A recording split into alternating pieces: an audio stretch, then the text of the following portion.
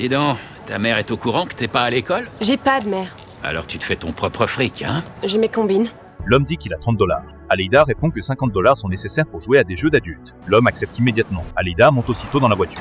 Tout cela vient de l'échec éducatif de sa mère depuis que son père est en prison. Sa mère l'emmène dans les bars pour cibler des hommes riches. Mais le dernier gars n'a pas arrêté de me coller. Je te conseille de le laisser te plotter. Mais si jamais il a envie de faire autre chose, tu lui dis qu'il faut qu'il lâche plus de blé. Pourquoi t'y vas pas, toi? Parce que je ne suis pas aussi belle et jeune que toi. Quand elle essaie de refuser, sa mère affiche un regard menaçant. Aleida doit forcer un sourire et accompagner les vieux hommes pour danser. Elle est devenue l'outil des transactions de sa mère. Aleida est envoyée en centre de détention pour mineurs.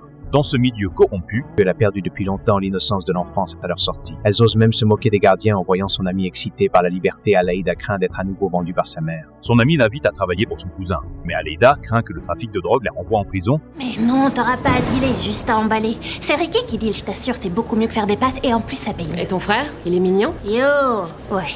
Aleida est tentée, mais à peine sortie de prison. Sa mère menace Aleida de bien obéir en repensant à la honte d'être touchée par des hommes. Aleida veut refuser sa mère, mais cette femme la frappe aussitôt. Soudain, une voiture de sport s'arrête devant elle. La mère se demande quand sa fille a rencontré un homme riche. Aleida, je te présente mon frère Ricky. Oh, dis donc, il est mignon.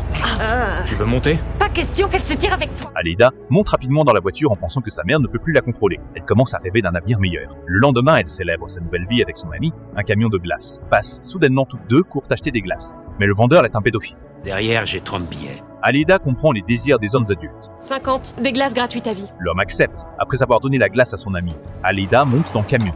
Dès lors, elle a des glaces gratuites à vie.